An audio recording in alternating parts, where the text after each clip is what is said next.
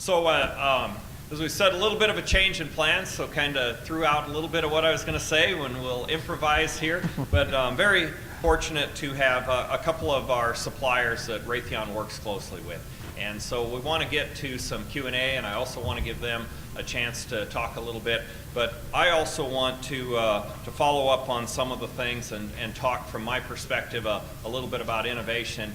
Wes Bush did a great job of talking about several things, and I'll piggyback and talk a little bit about some of the things that Raytheon's doing in that area. And I think you'll see that in many areas we're all trying to do some of the same things from a defense industry perspective.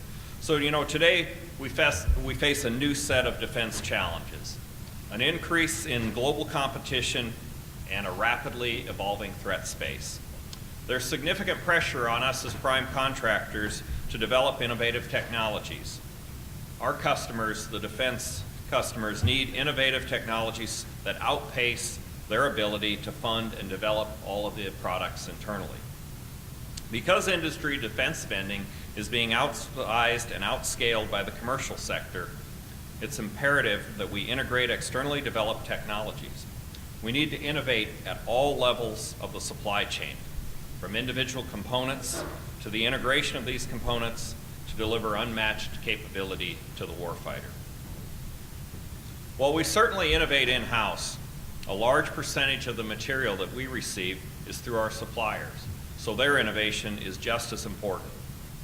For example, Raytheon teamed and co-invested with the U.S. government over $250 million in the development of our gallium nitride technology, which is the next generation in AESA radars that brought wins for us around the air and missile defense radar, the expeditionary air surveillance radar, and the three-dimensional expeditionary long-range radar are all examples of where we've been able to implement GaN into new programs.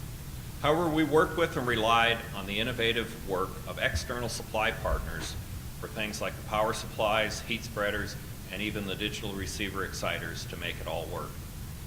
With the help, we need the help of DoD's procurement organizations to accelerate incremental upgrades to the warfighter continuously versus waiting for long periods of time between major upgrades, as our adversaries continue to introduce improvements very quickly. This speed also translates into major new acquisition programs too. The accelerated acquisition process, for example, used on Next Generation Jammer, is a great example of how to get capability to the field and to the warfighter more quickly.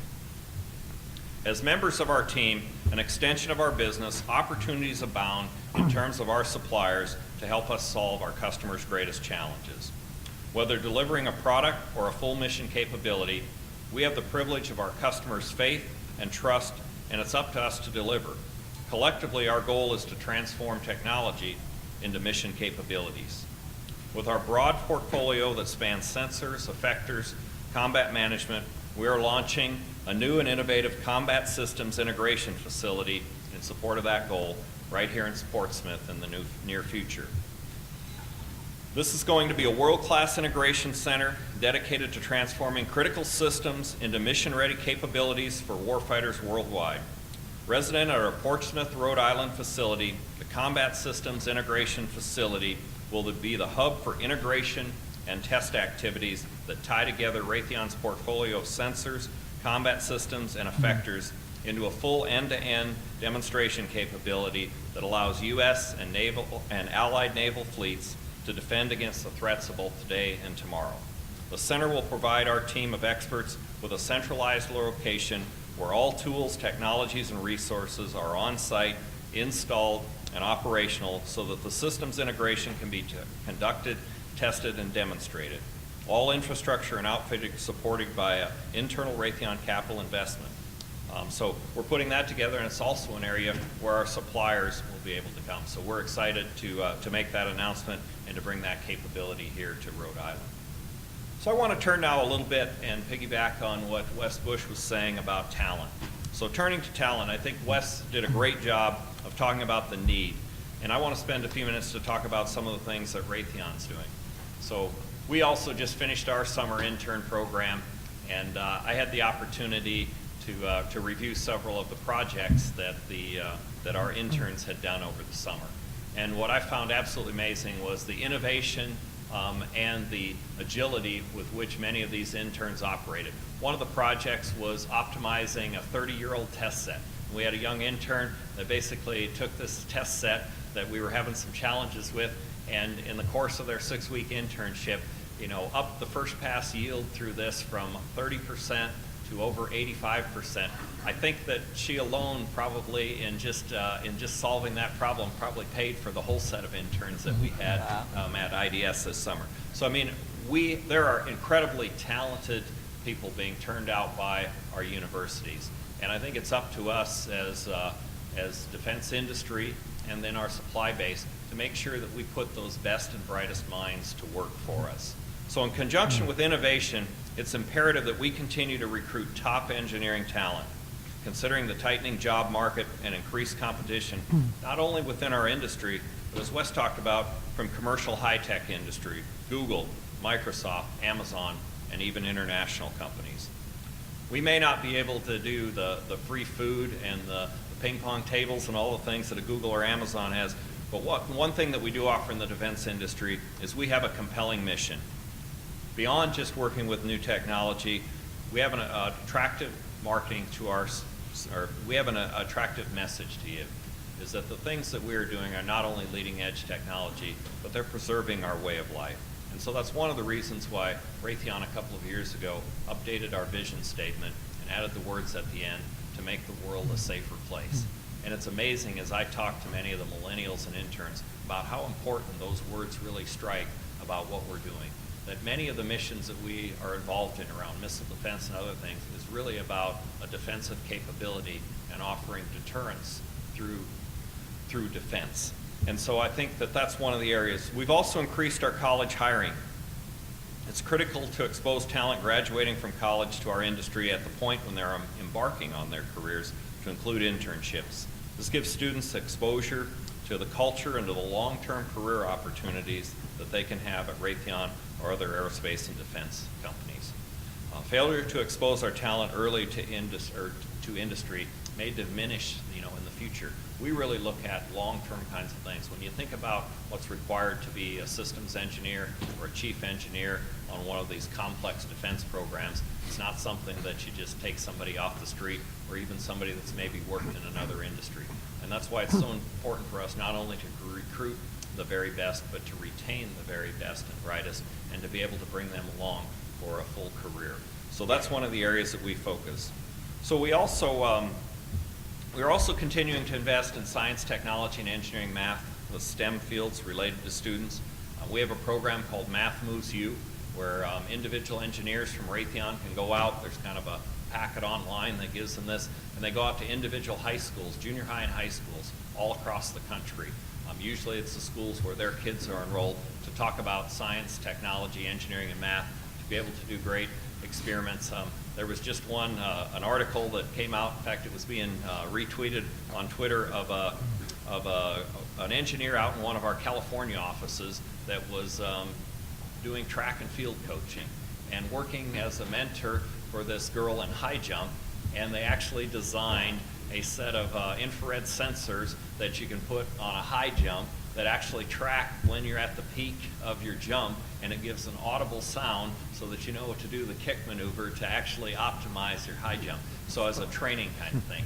And it's a great story of not only innovation, but it's a great story of showing someone, an athlete, of the intersection of technology with almost anything.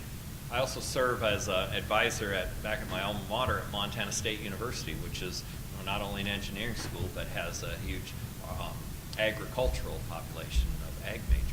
And today you think about the innovation in agriculture.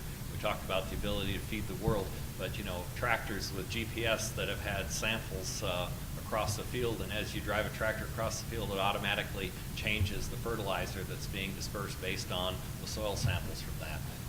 Things like that. Technology is a part of everything that we do. And so we believe at Raytheon that one of the things is really about educating kids on the opportunities in science, technology, engineering, and math, and to get that interest. And the key thing, we actually commissioned a study and worked with the Department of Education and found that the key point that you have to get to kids is really in junior high.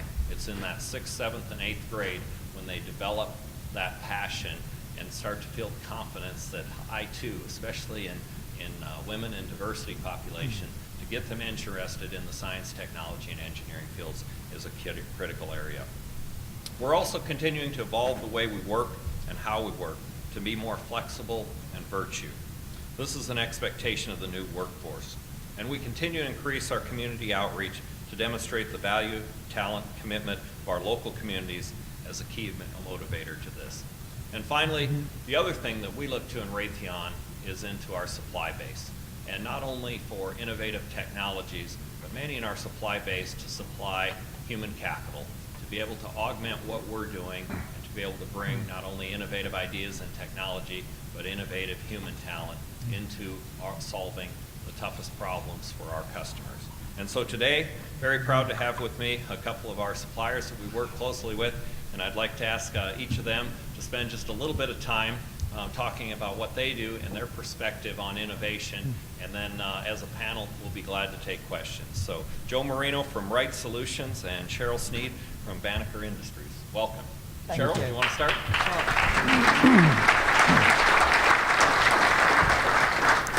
Thank you, Wes. And good morning, everybody. I'm President, CEO, and founder of Banneker Industries. And for those of you who don't know myself personally or the story of Banneker, I'll start with that very quickly. I'm a mechanical engineer by training, and if you saw the movie Hidden Figures, I align very much with Mary Jackson. Mary was the first African-American woman to earn a an engineering degree from Virginia. I was the first African-American woman to earn a mechanical engineering degree from the University of Massachusetts in Amherst. And since earning that, I went to work in corporate America, General Electric, and then worked all over the world for GE, as well as climbed the corporate ladder, but really wanted to move into an area where I could control my destiny, and that was small business. And that brought me to Rhode Island in 1988 after I had gotten my MBA from Purdue. And I went to work for a small machine shop in Pawtucket, Rhode Island. And it was there till Operation Desert Storm. For those of you in the room who remember 1991 and our start of Operation Desert Storm, the machine shop I was working for was making a lot of the small components and parts for most of the aerospace and defense customers here in New England. And our company wound up closing due to financial issues. Now, when I got my MBA, I should have stayed awake during the cash management portion of the class. And unfortunately, in this business, I didn't run the finances. I ran manufacturing, I ran HR and quality and engineering, but I knew I could not let this company close. One, in terms of the impact it would have on our workforce. Two, the impact it would have on our warfighters. And three, the impact it would have on our customers. The part I stayed awake for during Purdue's MBA program was leverage buyouts, and I bought the machine shop, called it Banneker Industries, which is named after the first recognized African-American scientist, mathematician, and inventor in this country, Benjamin Banneker. And I called the company Banneker Industries because I wanted young people, our customers and suppliers, to see that innovation started way before me. It started over 200 years ago with Benjamin Banneker, and I just want to continue that legacy. And that's where the name comes from. Banneker started as a machine shop. We helped our customers, including Raytheon, to be successful with the Patriot missile, winning the war in Iraq. But I then changed the business to what today is called supply chain management and specifically logistics. And again, we source and procure products for our customers as a tier one, from everything from electronics to raw materials to commercial off-the-shelf items. We do the value-added warehousing so that while it's in our facilities, it's not just getting dust or sitting there, but we're adding value, whether it's in kitting, packaging, or next-level assemblies. And we're driving those products then as a higher-level assembly to our customers, whether it's inbound to their manufacturing centers of excellence for integrated defense systems, that's in Andover, IADC, as well as SEC here in Portsmouth, as well as our other aerospace and defense customers around the world. We are also managing government property made by our customers, including Raytheon, and managing that process to the next phase of the supply chain. So many of my customers are here in this room, from Raytheon to Northrop Grumman, as well as General Dynamics, and many of our supply chain partners are in this room as well. The one thing I would say is that when I look at innovation, I don't look at it just from the technology side or the product side. I look at innovation from a solution standpoint, and the ability as an engineer to look at things from a process. We're a service provider, and we're still innovative. And I have to say that Raytheon gave us, over 15 years ago, one of the greatest gifts a mentor could do for a small business. And through the DoD Mentor Protege program with the Department of the Navy, they taught us Six Sigma. And Six Sigma is a process that Raytheon uses internally to drive continual improvement. And we not only embraced it as a service provider, we made it our corporate culture. Everybody in my company looks at our values of Team Banneker, customer success, continual improvement, and integrity as core to the success of our company. We look at the warfighter as not just our customer's customer, but it's our family. It's our sons and daughters, it's our relatives, it's our neighbors next door. So everything we do is mission critical. And I love the fact that the culture I've been able to build within my company over the last 26 years is one where people can raise their hand, whether they're a truck driver driving our product to a customer, or they're doing payroll, or they're doing inventory management. Cheryl, I don't think this is the right way to do it. I think there's a better way. If you can drive complacency out of your organization, if you can empower your team to think differently and think entrepreneurially for the betterment of your customer and your supply chain, as well as the warfighter, that's innovation. And we try to drive innovation in everything we do from a process standpoint in the interest and benefit of our customers and our end customer, the warfighter. Thank you, Cheryl. Thank you. Oh.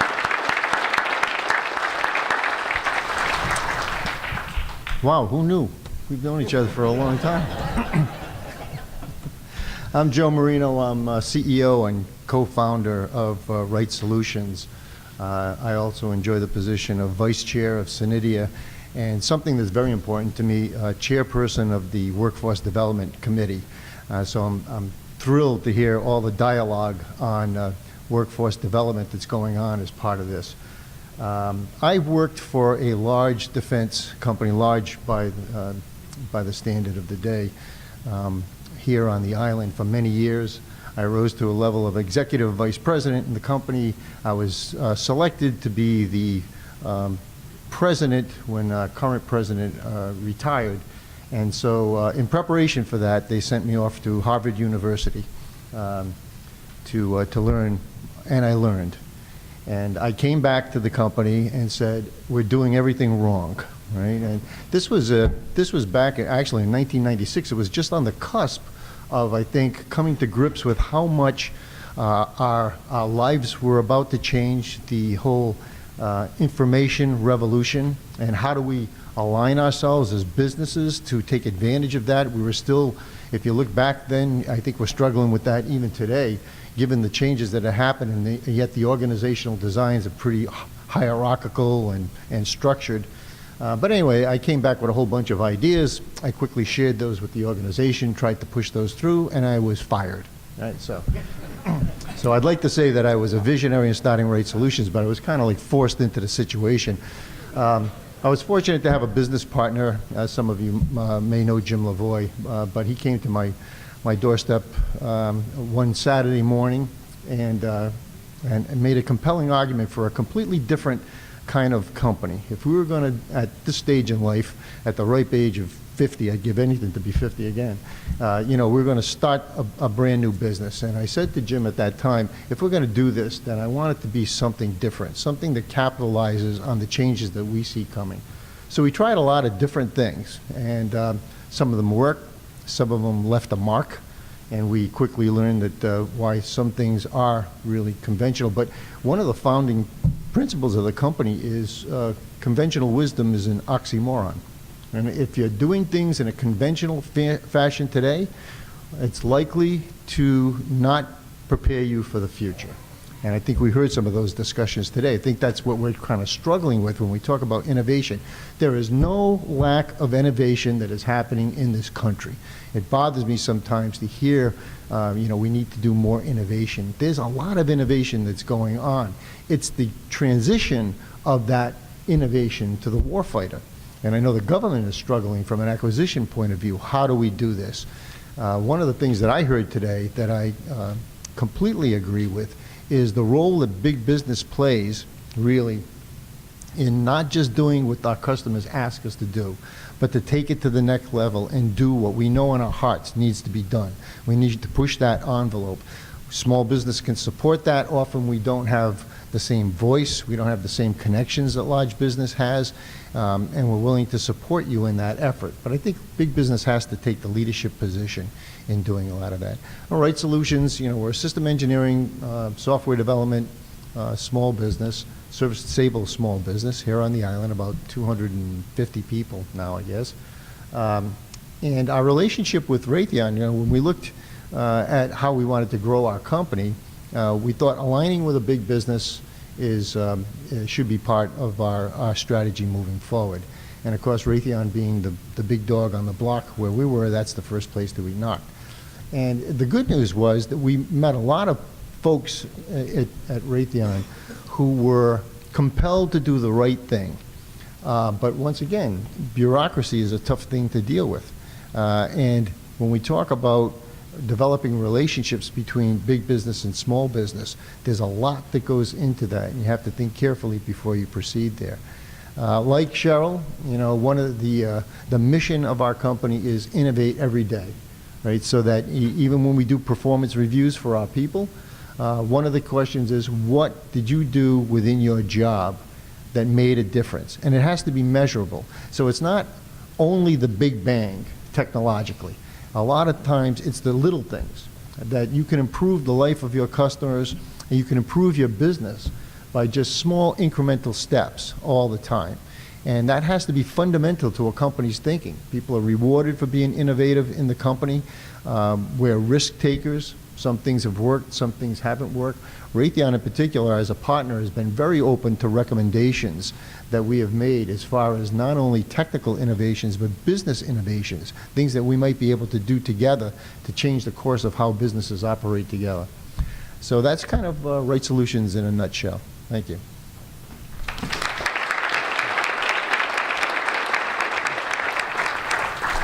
Okay, we wanted to open it up for questions and have a dialogue here, so please, questions. Somebody's got to ask the first one, right? Nope. There's a brave soul down there. Hi, John Leggett, Delta Resources. Just a quick question for the entire panel.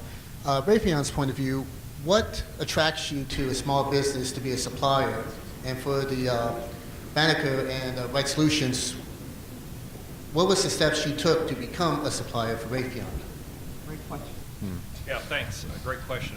I mean, from the prime perspective, I mean, we have to balance our investments across a large portfolio.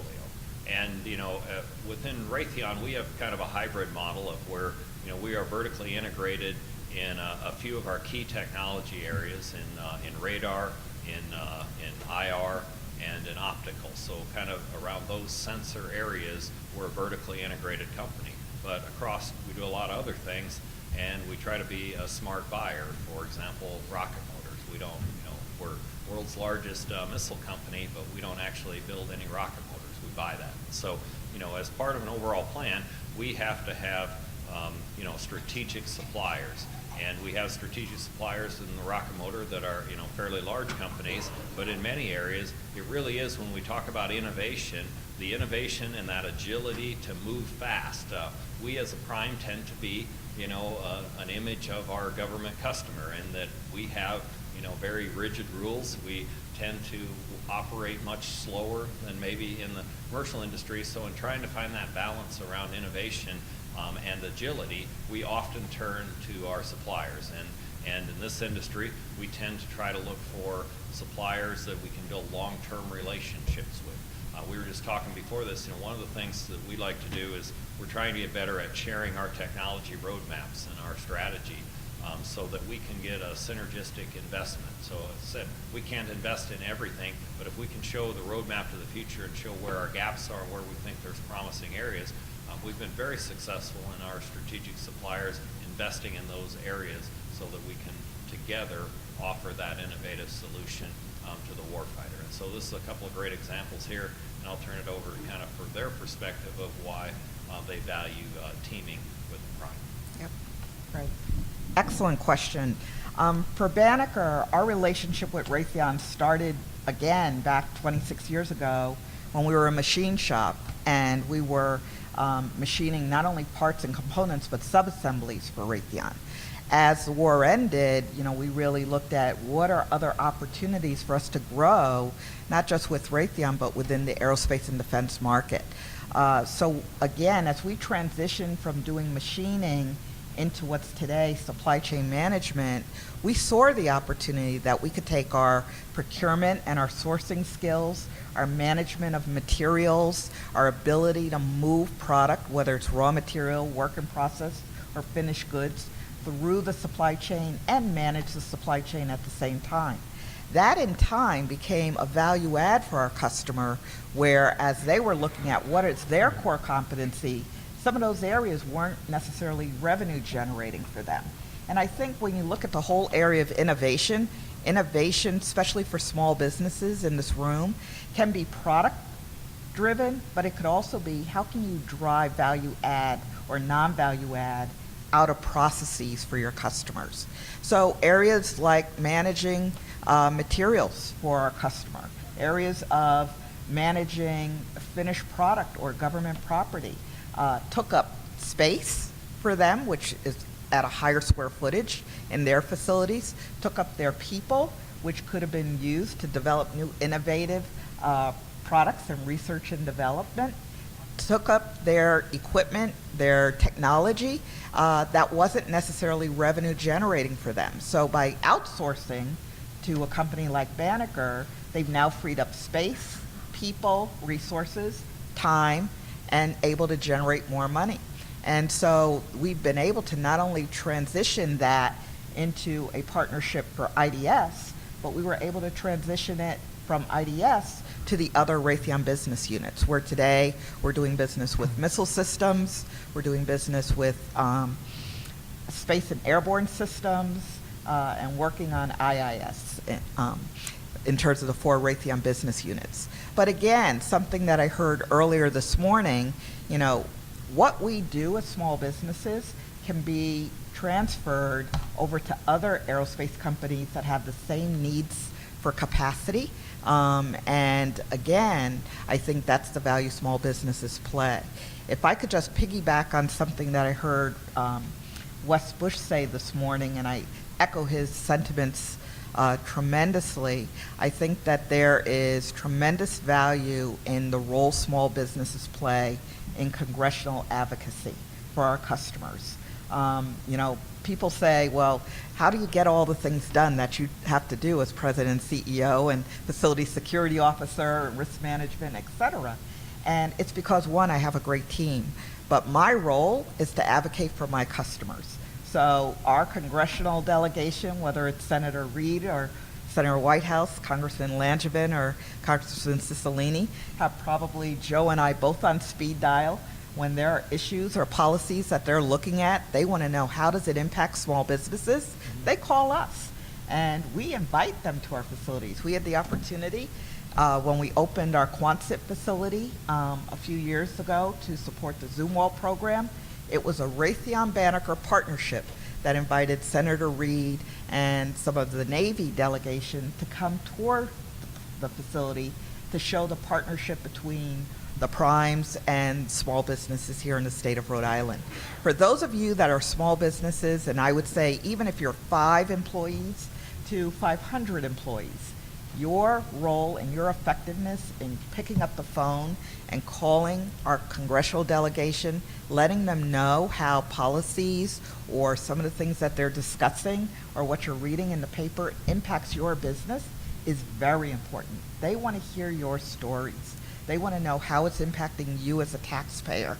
And as citizens, it's our civic duty to serve on appointed roles, whether it's the Rhode Island Defense Commission or other appointed roles like the Workforce Development Board, so that our public-private partnerships hear from small businesses and understand not only the value we bring to our large aerospace and defense primes, but the value that we bring to the southeastern New England economy.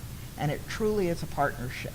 And I think that many of the comments and the discussions we can have on workforce development, on innovation, on how we help our customers go global, which is really the direction they're now moving in because of sequestration and some of the defense budget cuts.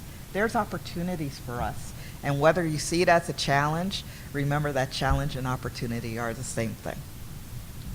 And I think Cheryl's being too kind there on just, the other aspect from our perspective is that, you have to focus on the things that you're good at.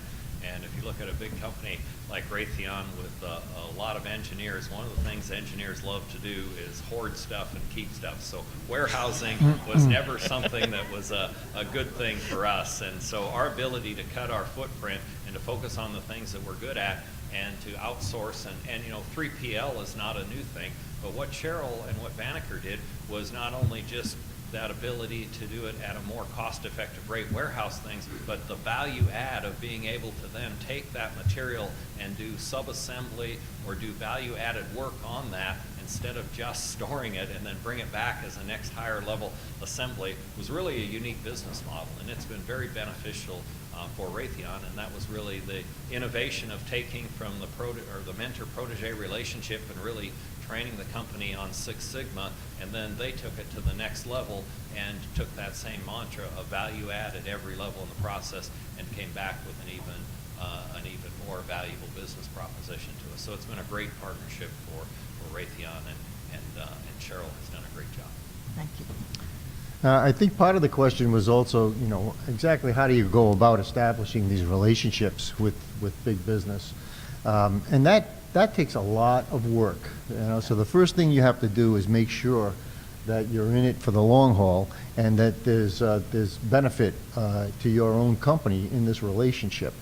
And then after that, it's fairly straightforward. Like I said, it just takes a lot of work. Coming up with the value statement, exactly what are you going to bring to the party? To Wes's point, they have specific needs. It's your responsibility to find out what those needs are, because when you finally do get in front of the right people, you have a limited amount of time to make your case. Why are you important to a Raytheon or a Lockheed Martin or a Northrop Grumman or anyone else? So that takes some work. Finding out who exactly are the decision makers, which is often not what you're going to find on the org chart, by the way. Right? It might be that's why these kind of situations here, these symposiums are so important, especially I think for small business. It gets you the ability to make contact with senior members of the companies and find out who exactly is prepared to hear your pitch and who is prepared to cut you a check if you're successful in that. When we went through this, one of the things we couldn't argue that we had better system engineers or software developers than Raytheon. That was going to be a losing battle. But one thing that we did have, we're very active in the SBIR program, right? So we could bring other people's money to the table to augment Raytheon's internal IRAD. Now that got traction right away. It was something that we could bring to the table that they could not do themselves. I will say also that it's important to understand the language that you're speaking. Especially as a small business, we don't have a big supply chain with all these different titles. Our first encounter with Raytheon, I found out that we were talking really apples and oranges. They had suppliers, vendors, strategic vendors, strategic relationship. There were 4 or 5 different titles that there were there. We wanted to have a strategic relationship with Raytheon.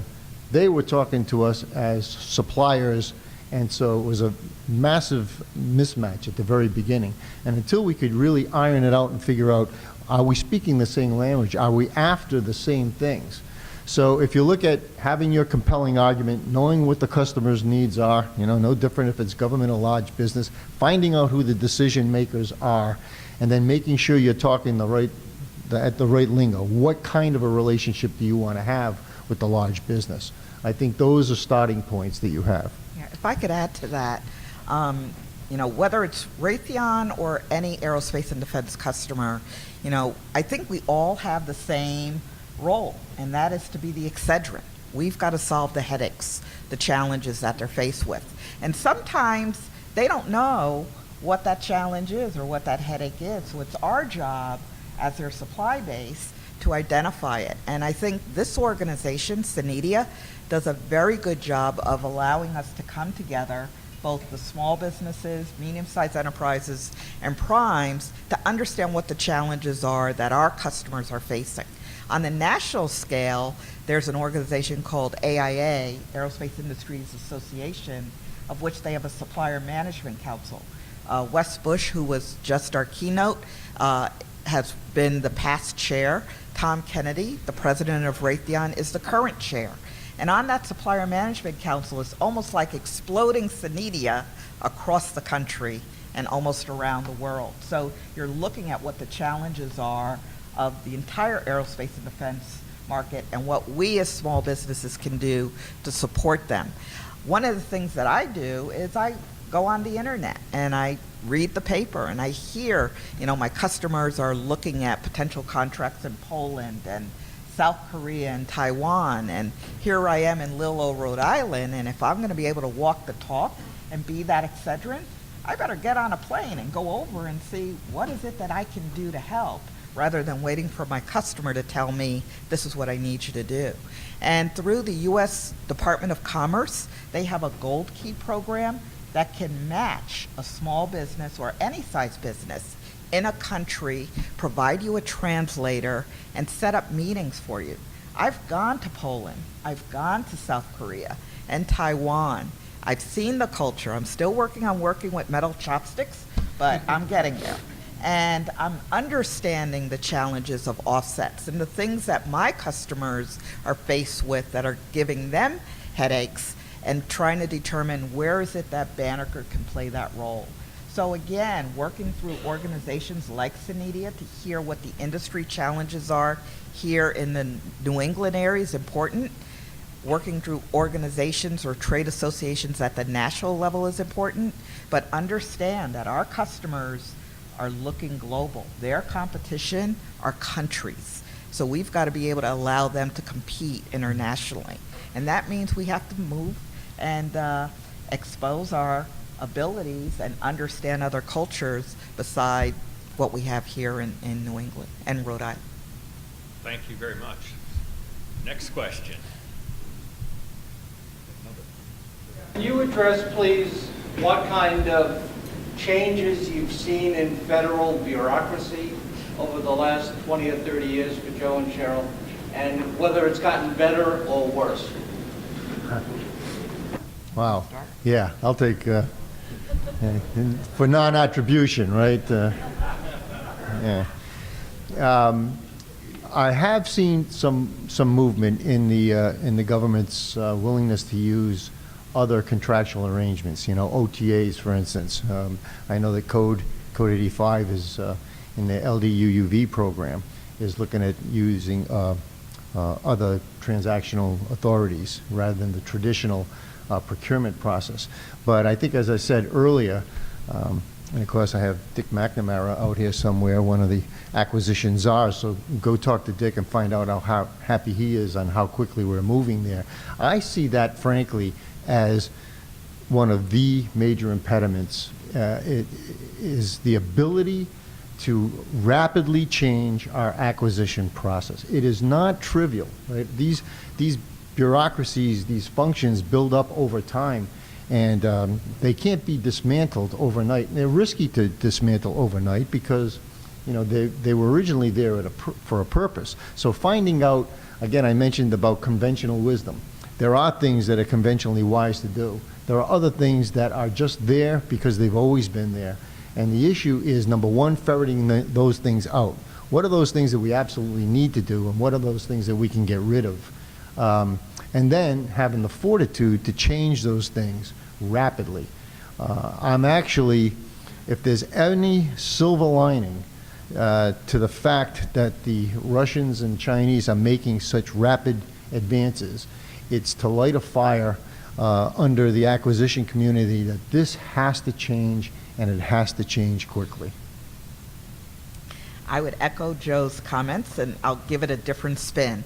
So for Banneker, we actually done business with the government directly, and then we work as a subcontractor to our primes. And the comments you heard earlier today about the heartache of trying to work through the current acquisition process that our customers feel, it's probably multiplied as you move down the supply chain. So I think it's gotten worse as well. You know, I think our government tries to do the right thing. You look at programs, it took 11 years to get a woman-owned small business program legally through Congress. Guess what? It's been through Congress for over 2 years, and no one knows how to execute it. No one knows how to use it. There's a law in place now that allows sole source contracts to go to women-owned businesses, and no one has taken the ball and run with it. And I think the opportunity to use innovation to take advantage of great resources out there is in place legally, but no one knows how to execute. So those are some of the challenges. Megan McKinney, our sales and marketing manager, she's our acquisition guru for Banneker and knows everything through NDIA and the other organizations that she's involved in, can share with you one-on-one some of the frustrations that she's seen. But I could say that which our customers feel, we feel as well. And I think there's tremendous opportunity to streamline the acquisition process, to utilize socioeconomic organizations and companies, not just to check a box, but for the value that they can bring. As you heard previously, the value of diversity, not just in thought, but in people, does drive innovation, agility, flexibility, and competitiveness. Yeah, and I think that, you know, one of the things we've been trying to do at the prime level is working through AIA, the Aerospace Industry Association, and I think has been successful in driving some changes in law that have been passed through the Defense Authorization Acts. But then the challenge we see is the time from something is enacted into law until it becomes codified into the acquisition regulations, so that contracting officers then can actually, you know, operate to the new standards, can take anywhere from 3 to 5 years in some cases for that to get codified into the FAR. And so that's another thing we'll, you know, continue to work on, because, you know, especially the contracting officers, they're constrained by a very voluminous set of regulations that they have to adhere to. And of course, any time that they don't adhere to that, you know, somebody cries foul, and we have protests and all kinds of other things. So the whole system, we have to all work together to figure out how to streamline the system, to do all the right things, to codify that into law in order to streamline the acquisition process. Because at the end of the day, it's about delivering capability and technology to the warfighter in a more efficient manner. Right. Next question. Everybody's waiting for lunch. Yes. How does Raytheon continually grow supply chain management and get new suppliers, specifically as it relates to small businesses? Yeah, so great question.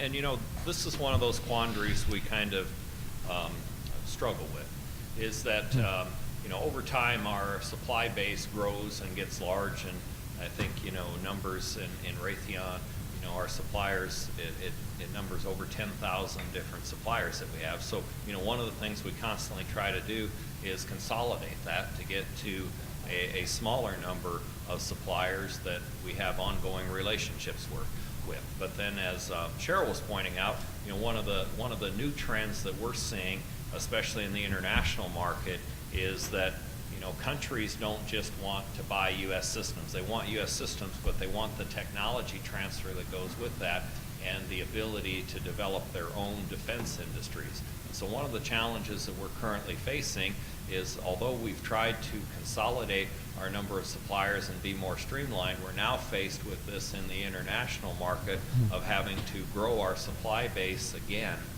to do that. And so I think the point that Cheryl brought up a little bit earlier about for our suppliers to also establish an international presence so that they can be part of that same relationship, so that we can take a relationship that we already have with a U.S. supplier and they can work to become an international company. And to do that, localization, as they're calling it, is an important thing going forward. And so we really are starting to look to our supply base to be partners with us in the international market, not view the international market as a competition to the work that they're already doing. And I think that's a new area that we need to explore. And you know, I'd be very interested in hearing Joe and Cheryl's perspectives from their perspective of how we work with this new paradigm of moving into the international market. Yeah. So one of the areas that I think, you know, you're right. As you look at what's happening, especially as our customers have been dealing with sequestration, defense budget cuts, baby boomers retiring, their purchasing groups have downsized, but they've also become much more effective in outsourcing a lot of their, rather than them buying parts, they're now buying more higher level integrated systems and managing a smaller supplier base. And they're trying to grow their supplier base internationally, yet reduce it so that it's a manageable size. I think an opportunity which Banneker is leveraging is, you know, you look at a whole area like tail spend, which is 80% of, you know, the products that may not be the dollars, but still have to be purchased to make things happen, whether it's for aftermarket products or even indirect or direct materials. You know, maybe that's not a value add for a prime to manage, and that could be something that could be managed through their supplier partnerships. I know from a supplier diversity, because we have a supplier diversity program as well, we want to increase the number of suppliers that we're accessing from a tier 2 standpoint as a tier 1 to bring in more innovation and ingenuity for our customers. So I think that your tier 1 supply base to your aerospace and defense customers can be the opportunity to bring in those new suppliers. But I also think, especially for the small businesses in the room who do want to grow, and you see the opportunity to expand not just nationally but internationally, the challenge that the Northrop Grummans, the Raytheons, the General Dynamics, Boeings all face internationally is they can't just make their product here in the U.S. and ship it over to that country. They're now being told by these governments that if we're going to buy your product, you've got to invest the time and money to make it in our country. And they don't necessarily want to give up that intellectual capital or knowledge of how to do that. And I think that's the opportunity for us as a supply chain, is to partner with those companies in country, bring our knowledge and expertise that mitigates our customers' risk, and work with those smaller businesses in country to grow their economy there. And it also allows us to grow as well. I had an opportunity a couple of years ago to speak in the UAE for a women's leadership forum, and you may wonder, well, in the UAE, in the Middle East, why are they talking about entrepreneurship, innovation with women? And it's because the UAE realizes that women are their greatest asset, more so than oil. And I had the opportunity to share the Banneker story, share the story of my growing up as an engineer and how I developed a business. And I can't tell you the number of women from throughout the Middle East that want to start businesses. They want to grow the economy in their countries, but they don't know how. And I think that's the value that we can be bringing, is to help our customers by helping them expand their business in these countries by setting up joint ventures, teaming agreements, partnerships, empowering small businesses economically around the world. Yeah, I have to say that I think one of the first steps is to have a strong relationship with the prime contractor, because obviously something like this is not trivial. You know, when you look at expanding internationally, it's costly. There are ITAR issues. There are whole sorts of things that you have to maneuver your way through. So again, it's knowing your client. Is this going to be of value to you? You know, if we were to make this investment and do this, then how am I assured as a small business person that this is going to be beneficial to me? You know, it's all right to have those dialogues. I think sometimes we do ourselves as small business a disservice by not coming to the table as equal partners. You know, if you have this need, I am willing to help you with that need, and I need this in return for that. And if you can't get that, if you can't get skin in the game, either go see Cheryl or move on down the line somewhere. You know, there's, you know, the other thing is, as far as, you know, we talk about workforce development. Nobody's going to argue the fact that we don't need more resources, but sometimes I wonder also if we're efficiently using the resources that we have. I recently went to a meeting with all the 6 New England states were represented to kind of coordinate needs as far as going after an OEA grant. You know, how are we going to coordinate needs? One of the primary issues that was brought up was workforce development. There was large business and small business represented at this meeting, where we kind of came to the conclusion, here's the needs that we have. It was amazing to me that large business was saying, we have a critical need in this area. There were a bunch of small businesses saying, we need work in these areas. And guess what? They were the same areas. And I'm thinking of all the things, there's supply chain, there's databases, you know, you register. Something is amiss there where there's this kind of misalignment. And this was across 6 states. This wasn't just like 1 or 2 companies. There was a big mismatch between the client's need and the resources that were available. So when we think about workforce development, the very first step is making sure that we're maximizing the use of the assets that we have already. Okay, I think we got time for one more question before lunch. Anybody else? One more. Shouldn't have mentioned lunch. Wes. Shouldn't have mentioned lunch. Okay. Well, I Wes, guess, could I bring up a point Sure. that was mentioned earlier? So I don't remember if it was the Vice Admiral or Wes Bush that brought it up, but as we talked about cybersecurity, and I want to make sure, especially for the primes that are in the room, you know, you look at the NIST 800, 171 standards, you know, we're a classified facility, so we're dealing with insider threat programs. You may be thinking that your supply chain isn't necessarily taking security and cyber issues or risks seriously, and I just want to relay that we are. I think that for many of us in the small business arena, we live and breathe risk, probably more than you think we do. If I were to put a title on my business card besides CEO and president, it would be risk management officer, because I live and breathe risk every day. That of my operation, that of my people, my technology, and my supply chain.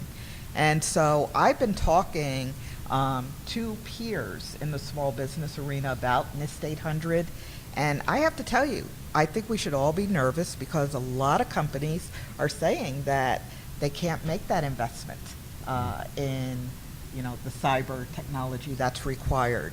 They're not getting enough business to cover that cost, and that could be a detriment to us overall as we look at that impact on the supply chain. I know for Banneker, we're compliant to NIST 800.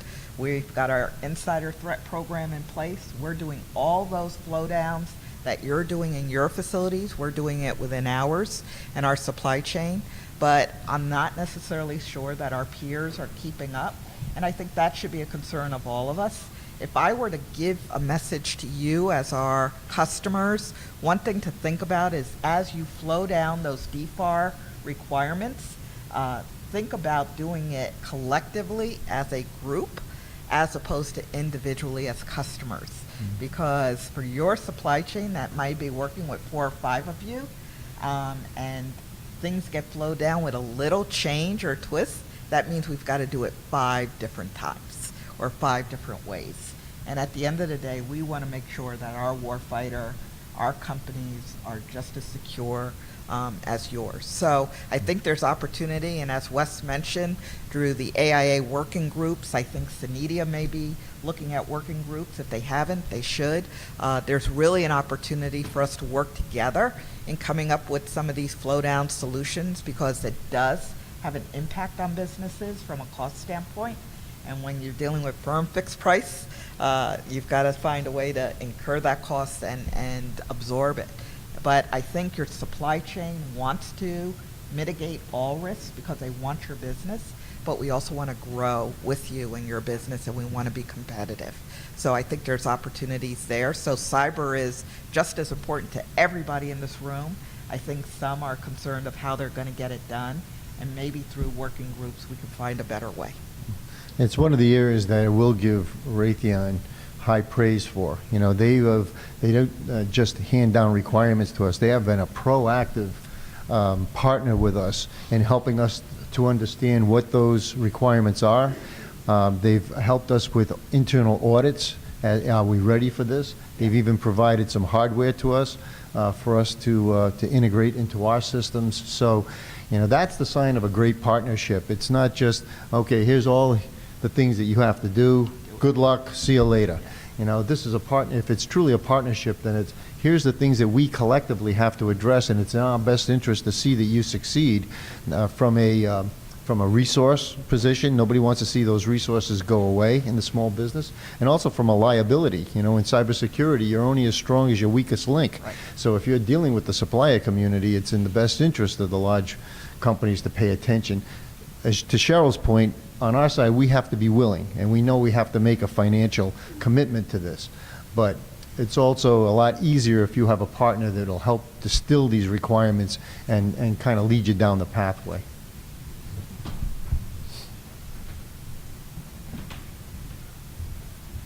Great. Well, thank you all very much, and thank you for your flexibility. Again, this was an audible that we called about 2 hours ago to put this panel together this way. Put us in, Coach. So thank you all, and I have SENEDIA coins for the three of you. Thank you.